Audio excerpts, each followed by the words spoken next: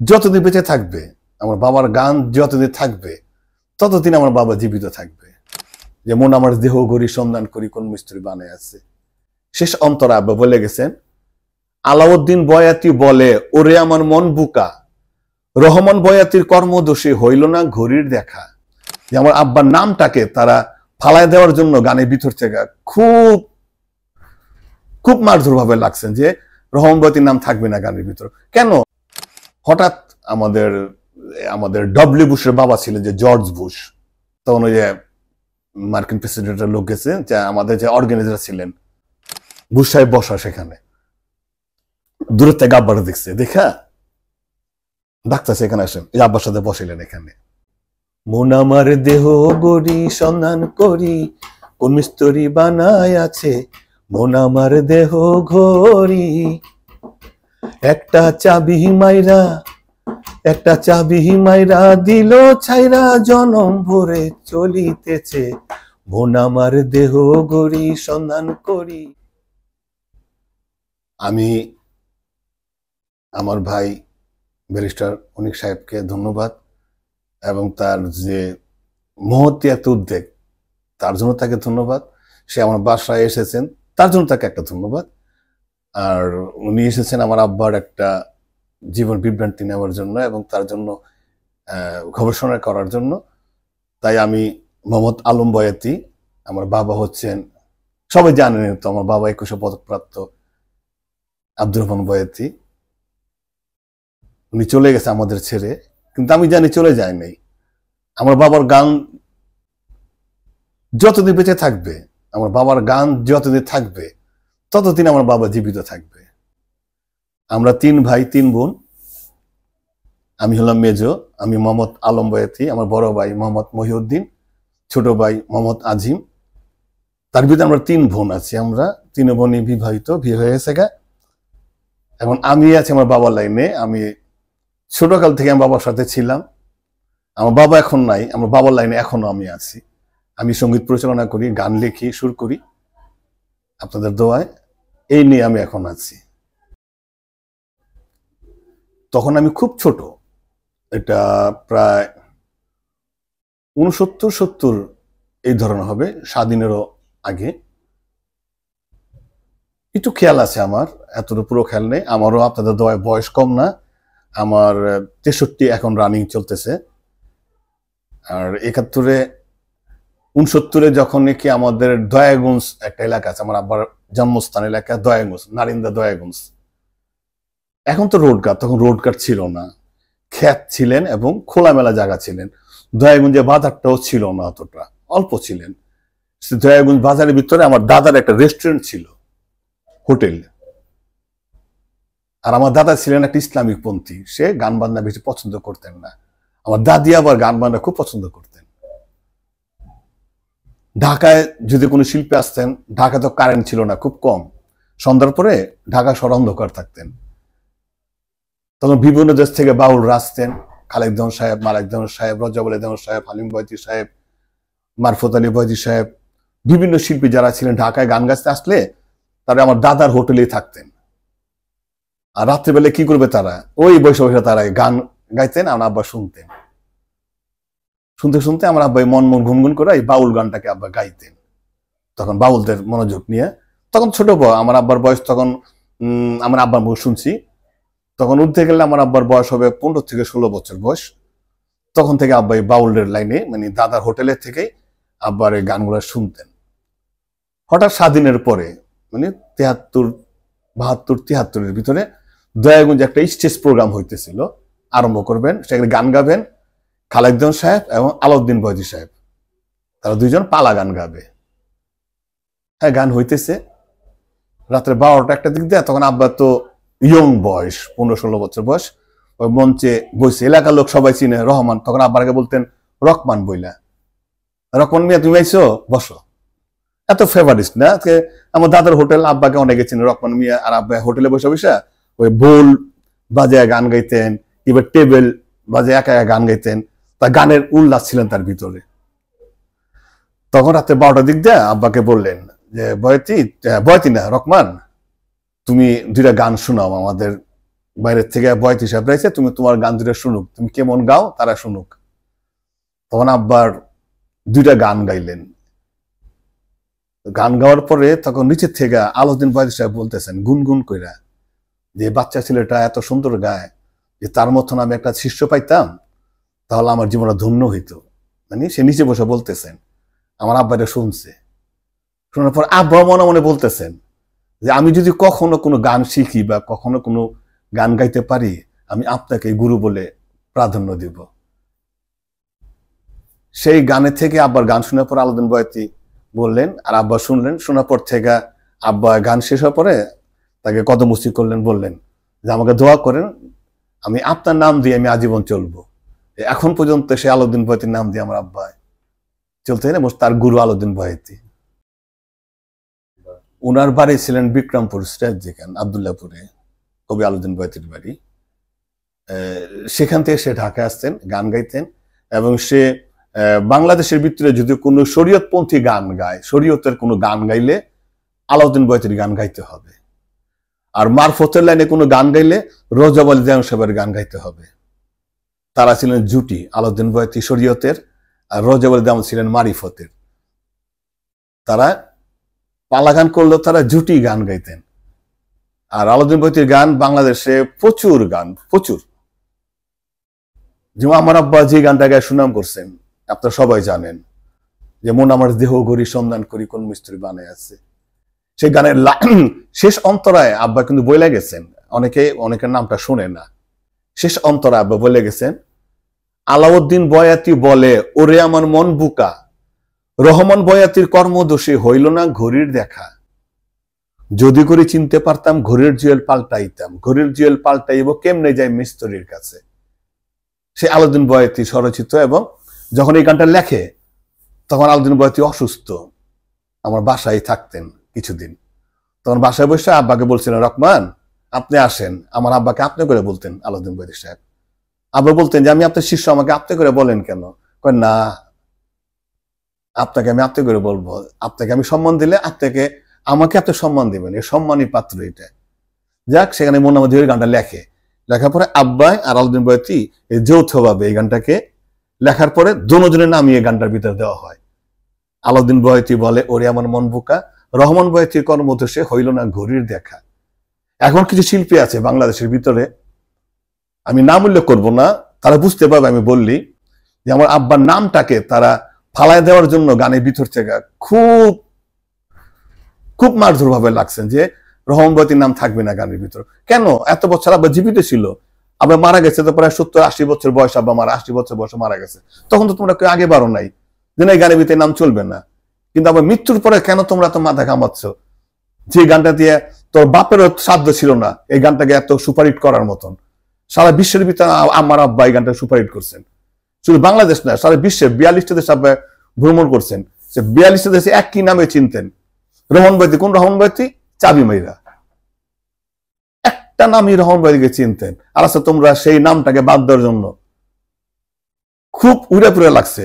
আমাদের বাংলায় শফি মন্ডল সাহেব, আমি নামই বলতেছি, বিটিভিতে একবার আমার সাথে টক হলেন, বললাম দেখেন আব্বার নামটা আপনি বাদ দিতে চান কেন? না, এটা নামটা কেমন লাগে। কেন? সিরাজ শাহী কয় শুন রে লালন, লালনের গুরু ছিলেন সিরাজ শাহী। সিরাজ শাহী কয় শুন রে লালন, লালনের নাম থাকতে পারে, আব্বার নাম কেন থাকবে না?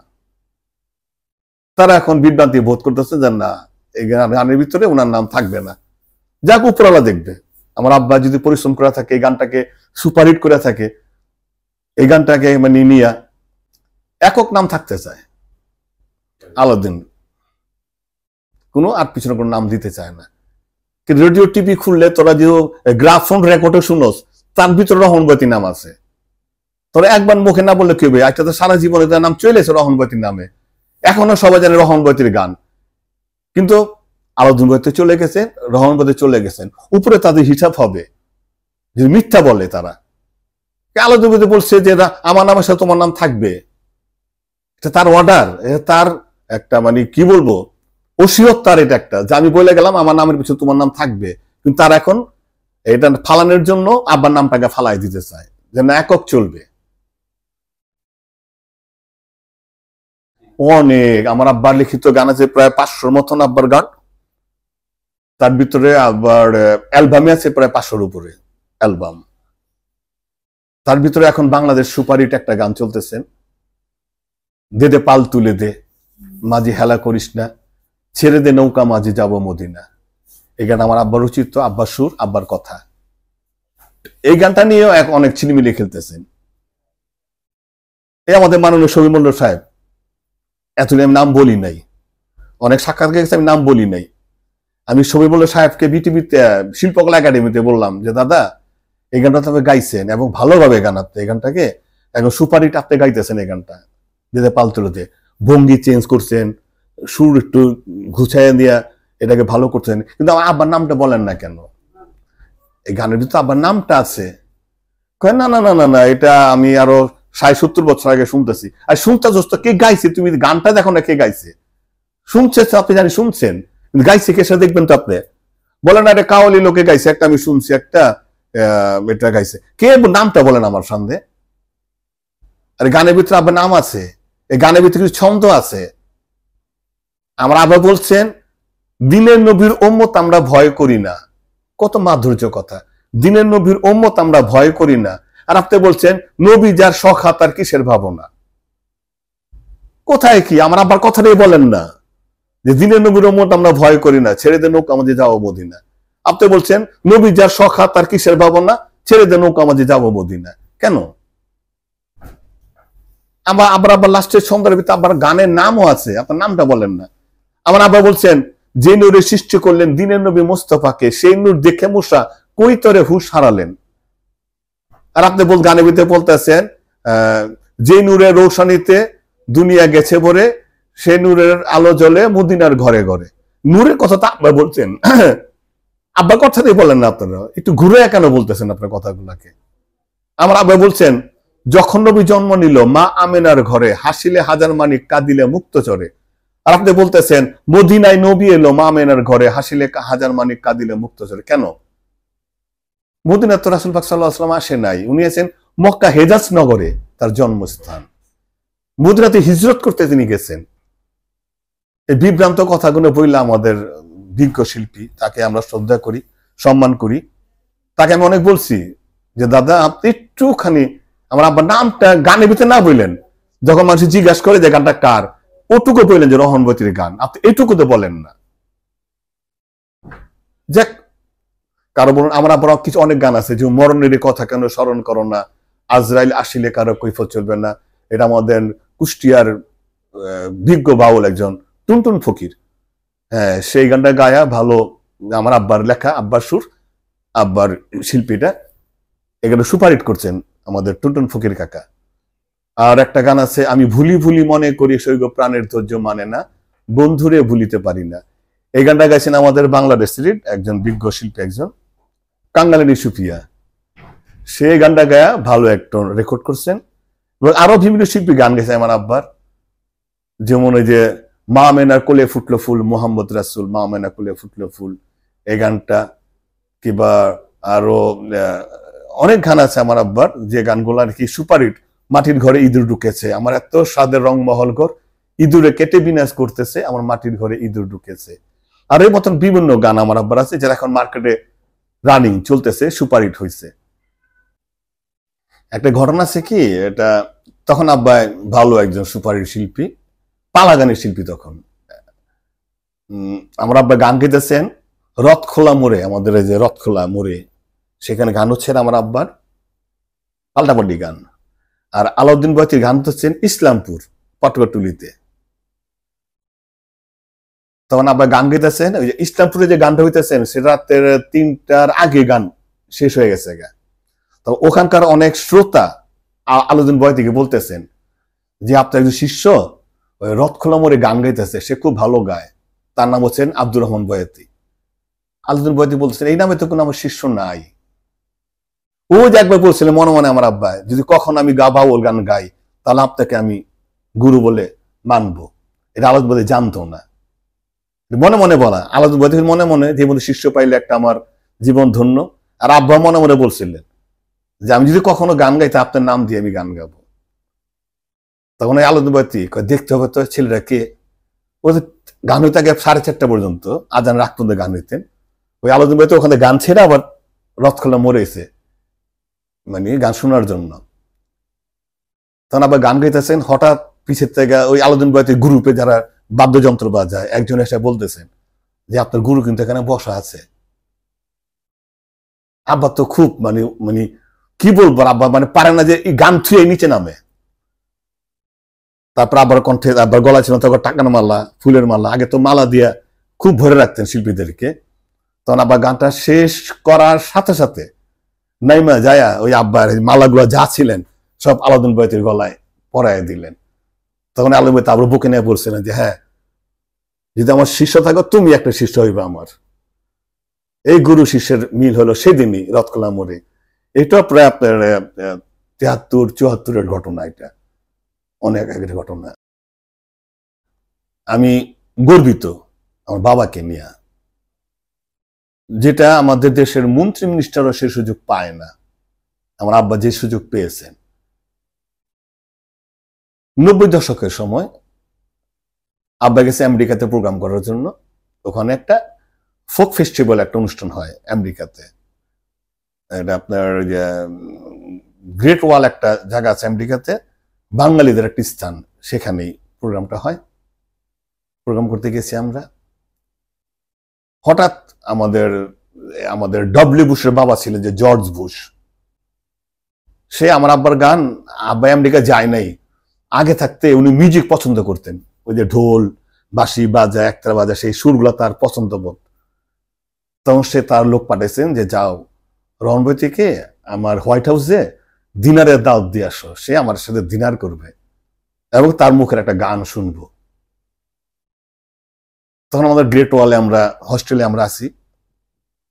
তখন ওই যে মার্কিন প্রেসিডেন্টের লোক গেছে, যে আমাদের যে অর্গানাইজার ছিলেন, গ্রুপ লিডার থাকে একজন, গ্রুপ পরিচালক থাকে একজন, তাদের কাছে বলতেছেন যে আপনাদের সাথে রহন বৈদিকে, তাকে তো আমাদের প্রেসিডেন্ট সাহেব তাকে ডিনারের দাওয়াত দিচ্ছেন।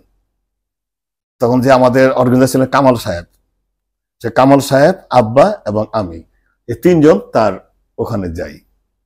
যাওয়ার পরে দেখতেছি যে দুইটা চেয়ারই মানে গোল টেবিল, তো ডিনারের দাওয়াত, দুইটা টেবিল একটা সাথে আছে, বুশ সাহেব বসা সেখানে। দূরের থেকে আব্বাটা দেখছে, দেখা ডাক্তার এখানে আসেন, এই আব্বার সাথে বসিলেন, এখানে ডান দিকে বসিলেন, বসলে আব্বার এই গলা ধরছেন যে বাংলার বাউল এসে বাংলার মানে ইংরেজিতে বলতেছেন, বাংলায় পরে বুঝতে পারছি এটা বলছে এটা। তখন অনেক সেলফি, তার ছবি তুললো, অনেক কিছু হইলো তার সাথে। মানে আব্বাকে এত সম্মান করছেন যে আমরা গর্বিত যে মার্কিন প্রেসিডেন্ট বাংলাদেশের হয় মনে হয় কোনো মন্ত্রীর মতন একটা সুযোগ পায়নি আমার ধারণা। আব্বা ট্রানজিট বাদে, ট্রানজিট তো বহু দেশ, ট্রানজিট বাদে আব্বা 42টা দেশ ভ্রমণ করছেন। তার সাথে আমিও অধম্য একজন ছেলে, তার প্রায় 16-17 দেশ আব্বার সাথে আমি ঘোরার সৌভাগ্য হয়েছে আমার। আমি ঘুরছি এবং দেখেছি যে কি মূল্যায়ন বাউলদের বিদেশে।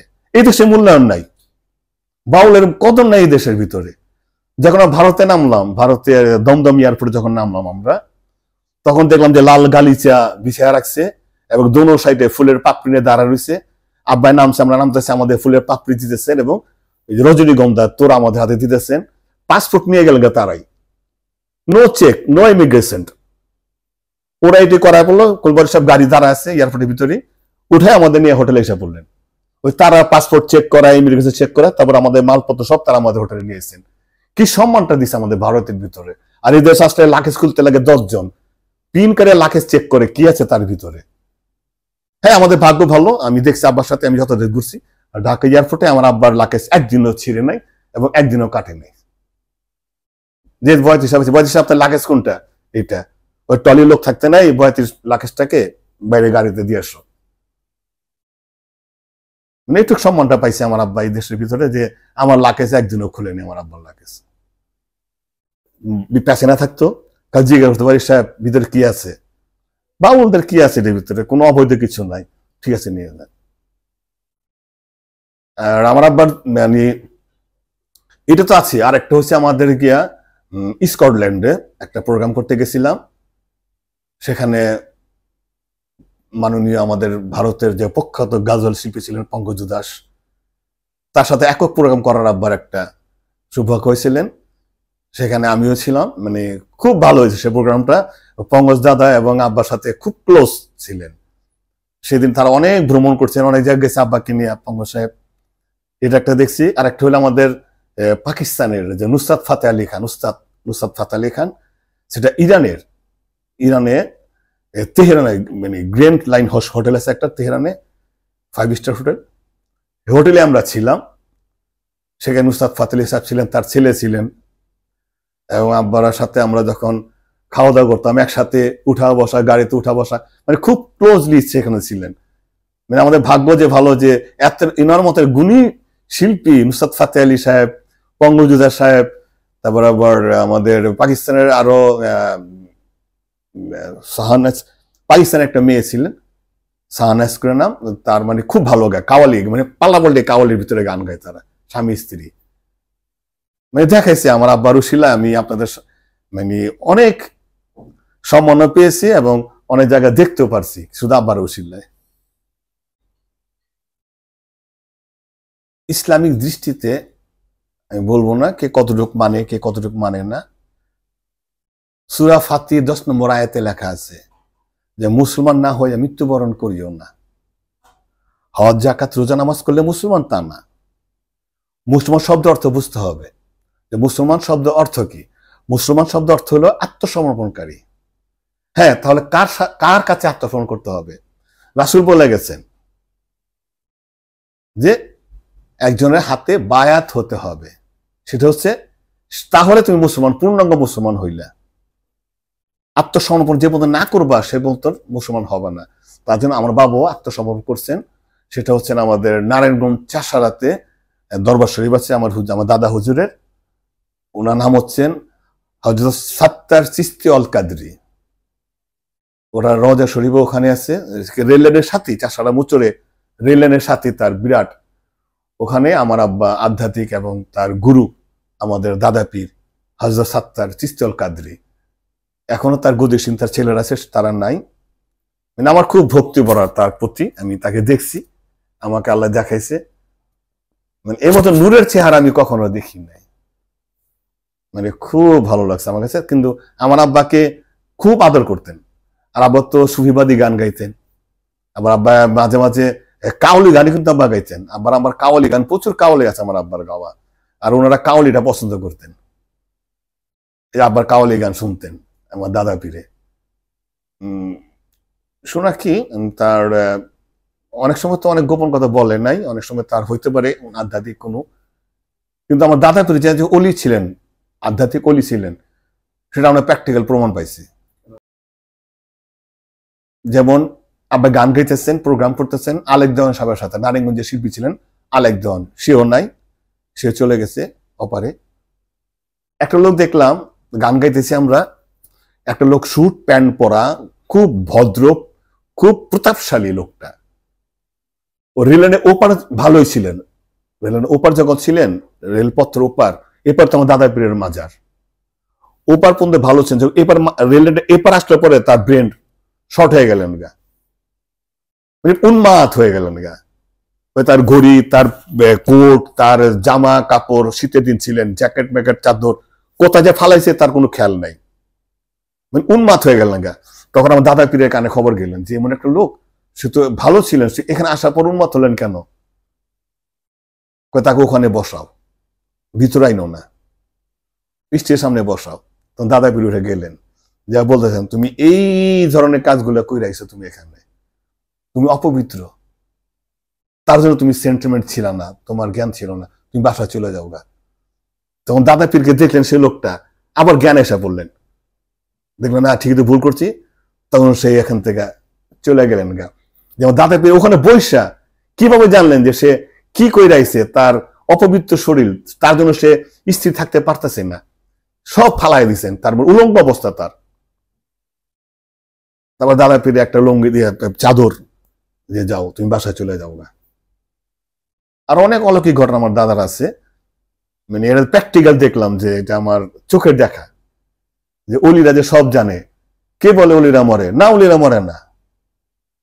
এবং অলিরা আধ্যাত্মিক কি হবে, 500 বছর পরে কি হবে, সেও এখানে বসে বলে দিবে যে হবে। লালন সাহেব বলতেন না গানের ভিতরে, তারা অনেক গানের ভিতরে আছে যে এই যুগের ঘটনাগুলো আছে গানের ভিতরে প্রচার করে গেছে।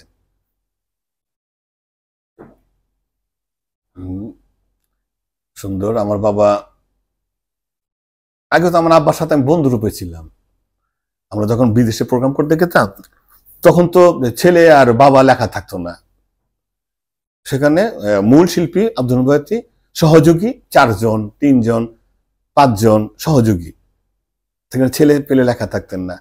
আমার বাবা আমাকে বন্ধুরূপে ভাবে আমার আব্বা বলতেন যে আমি আলমগীর ছাড়া কোথাও যাব না। তার জন্য আমার 17টা দেশ আব্বার সাথে ঘোরা হয়েছে আমার। মানে আমার আব্বা এমন আমাকে ভালোবাসতেন, আমি এখনো টিভিতে ও মিডিয়াতে বলছি আমি যে বাবা ছিলেন আমার বন্ধু ছিলেন। হ্যাঁ, একটা ওষুধ করে গেছেন আব্বা, যখন নাকি আব্বা চলে যাওয়ার কিছুদিন আগে জাপান বাংলাদেশ ফ্রেন্ডশিপ হসপিটালে ছিলেন, অনেক সাক্ষাৎ করে গেছে। তা আব্বাকে বলতে বলিস আপনার মনের আশা কি, আপনার মনের আশাটা কি? তখন আব্বা বলছেন যে দেখেন আমার বয়স প্রায় 75 বয়স, যখন হসপিটাল ভর্তি আমার 75-76 বয়স। আমি আমেরিকাতে পুরস্কার পাইছি, লন্ডনতে পুরস্কার পাইছি, জার্মানতে পুরস্কার পাইছি, বিশ্বের বিভিন্ন দেশ থেকে আমি পুরস্কার অর্জন করছি, কিন্তু এদেশের মাটি আমাকে একটা ইটার টুকরো আমাকে পুরস্কার দেয়নি। আমার একটা ক্ষোভ যে আমি দেশের জন্য কি না করছি, কি গান না গাইছে আব্বা, নিরক্ষরতা, হাঁস মুরগি খামার, নির্বাচন, মানে বিভিন্ন যত দেশের গান হতেন আব্বাকে দেখা হইতেন বেতারে এবং টিভিতে। দেশের জন্য আব্বাই কিছু পাই নেই। আর তোরা আমরা বলতেন আব্বা আমাদেরকে যে তোরা খুব সম্ভবত দেশের জন্য করে যাবি, আমি পাই না পাই দেখবি একদিন আমি পাবো।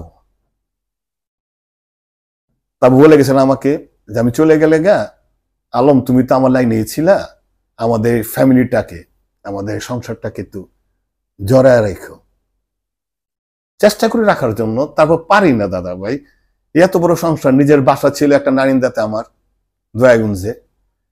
আমার আবার যখন স্ট্রোক করেন 2003-এ, তখন আমাদের দেখার মতো কোনো লোক ছিল না। 2003-এ যখন স্ট্রোক করে দেখার মতো কোনো লোক ছিল না। অনেকবার অনেক পত্র পত্রিকাতে বিবৃতি দিয়েছি, এক লোক আমাদের বললেন যে ঠিক আছে, তখন ছিলেন আমাদের দল বলবো না, একটা ক্ষমতায় যে কোনো লোক ছিলেন, তার লেখা আমার তো এখন আছে, আমি প্রমাণ দেখাইতে পারবো, প্রমাণ ছাড়া কথা বলি না আমি, যে এক কাজ করেন আপনি পিজিতে ভর্তি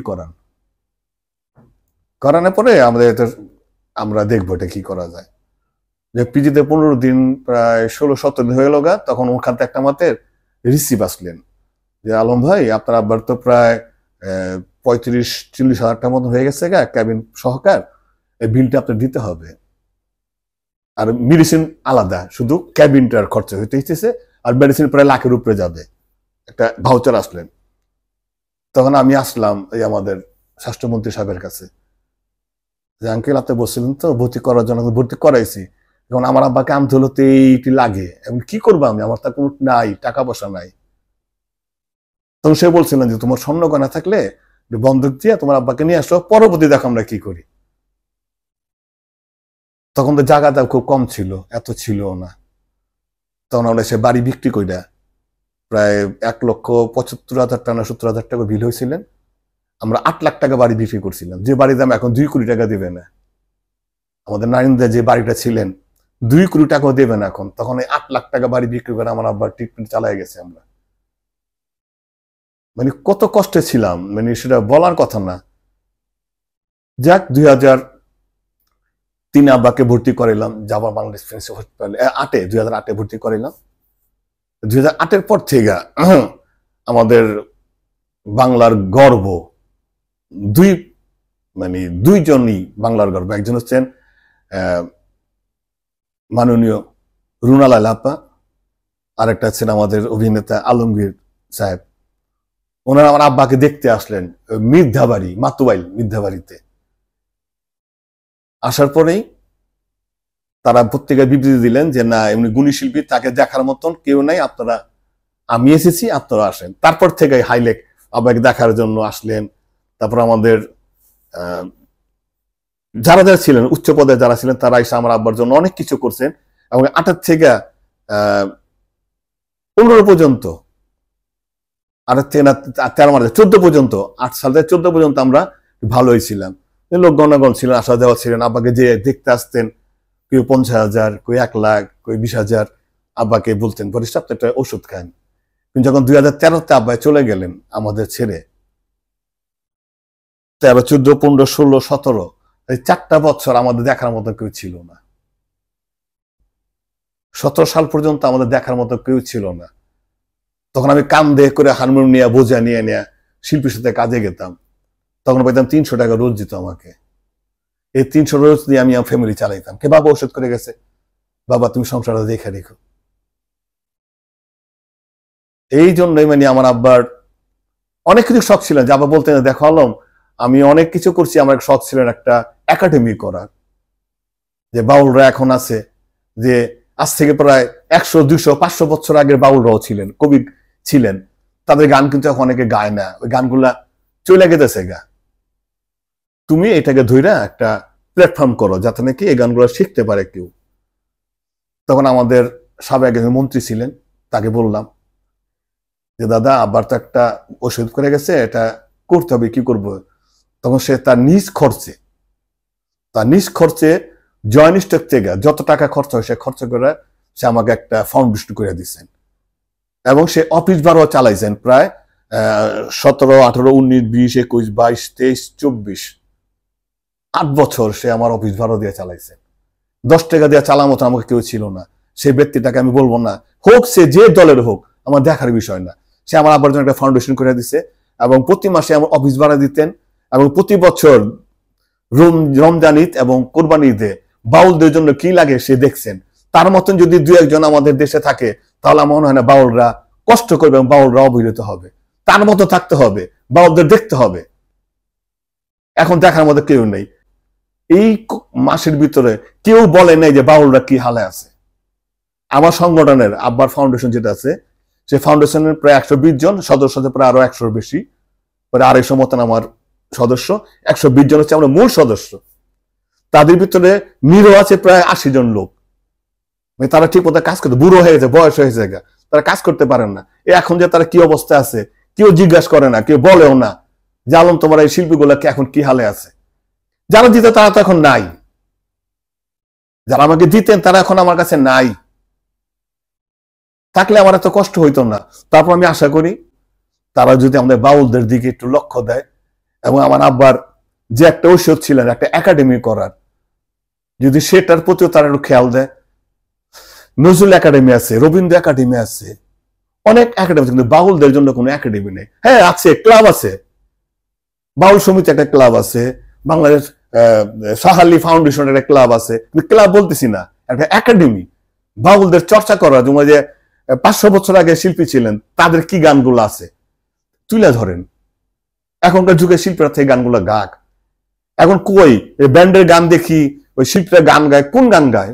নতুন কোনো মৌলিক গানই নাই। ওই আমাদের পুরোনো বাউলদের গানগুলোকে তারা গায়া গায়, এখন তার সুনাম করতেছেন রিমিক্স কইরা। এটাকে আপনারা তুলে ধরেন, এগুলাকে বাঁচান। আমরা বলতেন যে আলম তুমি এগুলাকে দেখো, তুমি একটা ফাউন্ডেশন করো এবং তুমি একটা একাডেমি করো, ছাত্রছাত্রী আনো, পুরোনো গানগুলাকে নতুন রূপে তাদেরকে তুলে ধরো, তাদের গাইতে পারে, যে পুরোনো সাধকরা মরে না যায়, তাদের গান জীবিত থাকবে, তারাও জীবিত থাকবে।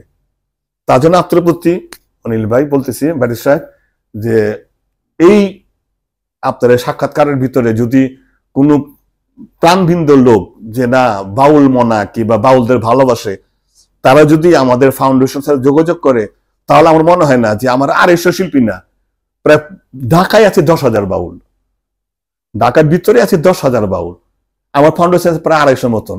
এর মতো বিভিন্ন সংগঠন আছে। আমি চাচ্ছি আমারটি না, সবাই যাতে বাঁচতে পারে। আপনারা আমার সাথে যোগাযোগ করলে, আমাদের ফাউন্ডেশন যোগাযোগ করলে, আমি শিল্পীদেরকে বাঁচিয়ে রাখতে, আমি পারবো না, উপরে আল্লাহ যদি আমাকে তৌফিক দেয়, আমি চেষ্টা করবো যাতে বাউলরা না খায়া কষ্টে না মরে কেউ। আপনার ধারা যদি কেউ শুনে ঘটনাটা যে আমি বলতেছি, যে আমার বাবার ওসিও যাতে বাউলরা না কষ্ট করে, আপনারা আসেন। প্রতাপশালী বাংলাদেশে প্রচুর আছে, তারা একবার হোস্টেলে ডিনার করতে গেলে জায়গায় 2 লাখ 5 লাখ টাকা, তারা যদি 10,000 টাকা একটা ফান্ডে দিয়ে দেয়, যে আপনাদের ফাউন্ডেশনের ফান্ডে দিয়ে দেয় 10,000 টাকা, 200 করে পাইলে বাউলরা পাইলে তারা বাঁচতে পারবে। আমি এটুকু চাচ্ছি যে আপনার ধারায় যদি আমার শিল্পীরা বাঁচে, মাননীয় বঙ্গবন্ধু শেখ মুজিব বলে গেছে যে বাউলের দেশ বাংলাদেশ, এটা সে বাউলের দেশ, ইউনেস্কো স্বীকৃতি দিচ্ছে এটা বাউলের দেশ।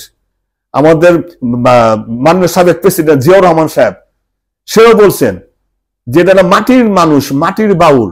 রহমান বয়দি চল আমার সাথে, খাল কাটা যখন আরম্ভ করে 1985-তে, 78, 79, 80, 81, 82, 83-তে যখন নাকি এটা প্রচারটা করে, আরো আগে মনে হয় এটা জিয়া রহমান সাহেব তো মনে 75, 76, 77, 78, 79, 79-তে যখন খাল কাটা আরম্ভ করে সারা বাংলাদেশ ব্যাপী খাল কাটা, তখন আব্বাকে সাথে রাখতেন। এর রহমান বয়দি চলো আমার সাথে খাল কাটার প্রোগ্রামে যাব। এই জিয়া রহমান সাহেবের সাথে আমরা আব্বাই বিভিন্ন ডিস্ট্রিক্ট, আমিও ছিলাম, প্রমাণ আমিও সাথে এখনো জীবিত আছি। আমার আব্বাকে প্রেসিডেন্ট জিয়া রহমান সাহেব পল্টনে, এখন যেটা নিয়ে পার্টি বেস করছেন, উল্টো দিকে সাদেক হোসেন খোকা সাহেবের একটা বিল্ডিং আছে, ওখানে আমার আব্বাকে 4 তলার উপর একটা বিল্ডিং দিয়েছিলেন যে তুমি বাউলদের সংগ্রহ করবা, বাউলদেরকে বাঁচাবা, যারা বাউল রাও হইলে না হয়। সেখানে অফিস ছিলেন, অফিসের প্রতিদিন আমার আব্বাকে একটা পেমেন্ট দিতেন শিল্পীদের চা পান বিস্কুট খাওয়ার জন্য, আপ্যায়ন করার জন্য। এবং আবার যে চেয়ার ছিলেন, আবার রুম ছিলেন। মানে এটা বলতেছি যে তাদের গুণী যে কতটা সে করতেন, কিন্তু সে যাওয়ার পরে সে কতটা আমরা পাইনি। আর আমার আব্বাকে অনেক ভালোবাসতেন জিয়া রহমান সাহেব, বঙ্গবন্ধু সাহেব আমার আব্বাকে ভালোবাসতেন। 1973 সালে সর্বপ্রথম আমার আব্বাকে বিদেশ পাঠায় বঙ্গবন্ধু শেখ মুজিবুর রহমান সাহেব, হংকং এ, এটা হংকং পাঠায় সর্বপ্রথম। তখন আমি ছোট, যেতে পারিনি। আমি সবার প্রতি আমার কৃতজ্ঞ যে আপনারা আসেন, বাউলদের ভালোবাসেন। বাউল বাঁচলে বাংলাদেশ বাঁচবে, যে বাউল না বাঁচে তা বাংলাদেশ বাঁচবে না। আপনার আমার সবার প্রতি একটা অনুরোধ যে আপনারা সবাই আসেন, বাউলদের দিকে খেয়াল দেন যে তারা কি করে। যখন তার যৌবন থাকে, যখন তার শক্তি থাকে, তখন সে বাউল, একজন শক্তিমান বাউল। যখন সে পড়ে যায়, তখন তাকে কেউ দেখতেও আসে না। একটা নাপা খাওয়ার জন্য ওষুধের টাকাও কেউ দেয় না। যাতে এটা না হয়, আমি সবার কাছে একটা অনুরোধ করতেছি যে আমার ফাউন্ডেশন বলতে না, আমার ফাউন্ডেশনের পরে 150 শিল্পী, 120 জন আমার সংরক্ষিত এবং 100 সদস্য, এবং আরো বিভিন্ন শিল্পীরা, যেমন মদনপুর থেকে সংস্থা আমাকে ফোন দেয়, থেকে বৈশা রয়েছে কোনো কাজ নাই। মিরপুর থেকে আমাকে ফোন দেয় যে দাদা আমরা বৈশা রয়েছি, আমাদের কোনো কাজ নাই। বিভিন্ন ডিস্ট্রিক্ট থেকে ফোন আসে, কিন্তু আমার তো আল্লাহ আমাকে সমর্থন দেয় নেই যে আমি দেখবো। আমি না পারি, বাংলার অনেক লোক আছে যারা নাকি প্রাণ খুলে দিতে চায়। তারা যদি একটু আসেন বাউলদের বাঁচানোর জন্য, বাউলও বাঁচবে, বাংলাদেশও বাঁচবে। এটা আমার অনুরোধ। হ্যাঁ, আপনি যেটা বলছেন এটা উনি দাদা একটা আমাদের ব্যারিস্টার সাহেব একটা বলছেন, হ্যাঁ বলবো যেটা আমি বলবো সেটা হচ্ছে কার্যকারিতাটা। কারণটা কি, এই মন আমার দেহ গড়ি সন্ধান করি কোন মিস্ত্রি বানায় আছে, এই গানটা সারা বিশ্বে জানে। রহমান বয়তি এক নামেই চিনে। রহমান বয়তি কে? ওই চাবি মাইরা। এই চাবি মাইরা বললে সবাই চিনে যে রহমান বয়তি চাবি মাইরা। এই গানটা আমার আব্বার, আমি যখন, আমার তো বয়স কম না, আমারও প্রায় 63 রানিং চলতেছে। 1977 সালে যখন আমি বিটিভিতে নতুন করে আরম্ভ করে জিয়া রহমান সাহেব, নতুন করে একটা প্রোগ্রাম হয় বিটিভিতে, এটা প্রতিষ্ঠাতা হচ্ছেন জিয়া রহমান সাহেব, শহীদ জিয়া রহমান সাহেব প্রতিষ্ঠাতা। ওখানে ভিত্তিতে আমি এই গানটা কান্দে হারমোনিয়াম নিয়ে আমি এই গানটা গাইছিলাম, মন আমার দেহ গড়ি গানটাকে। আমি জাতীয় পুরস্কার পেয়েছি 77 সালে এই গান গায়া। এবং এই গান শোনার পরে তৎকালীন প্রেসিডেন্ট আমার আব্বাকে 500 টাকা পুরস্কার দিয়েছিলেন এই গানটা আমি গাওয়ার পরে। এই টাকাটাই ছিলেন, সে এখনো জীবিত আছে। তার নাম হচ্ছে মোস্তফা মনোয়ার সাহেব, সে চিত্রশিল্পী, আর্ট করে মোস্তফা মনোয়ার সাহেব। তার মারফতে টাকাটা আমার আব্বাকে তৎকালীন প্রেসিডেন্ট পাঠাইছিলেন যে রহমান ভাই থেকে 500 টাকা পুরস্কার দাও। তখনকার 500 টাকা এখানকার এই যুগে হবে 5 লাখ টাকা। আমি বলি কোন জায়গাটা বিভ্রান্ত করতেছেন, যে আমার আব্বা গানের ভিতরে বলছেন, মন আমার দেহ গড়ি সন্ধান করি কোন মিস্ত্রি বানায় আছে, মন আমার দেহ ঘড়ি একটা চাবি মাইরা দিল ছাইরা জনম ভরে চলিতেছে, মন আমার দেহ গড়ি সন্ধান করি, কোন মিস্ত্রি বানায় আছে মন আমার দেহ ঘড়ি। কাকের একটা কেশ বানায়া মেশিন দিল তার ভিতর, রং বেরঙের বার্নিশ করা, দেখতে ঘড়ি কি সুন্দর গো, দেখতে ঘড়ি কি সুন্দর। 3 পাটে তার ঘরন সারা, বয়লারে মেশিনের ঘোড়া, 360 স্ক্রু মারা, 16 জন পাহারায় আছে।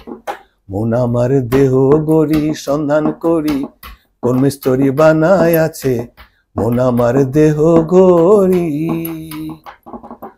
আলাউদ্দিন বয়াতি বলে ওরে আমার মন বুকা, রহমান বয়াতির কর্ম দোষ, হইল না ঘড়ির দেখা গো, হইল না ঘড়ির দেখা।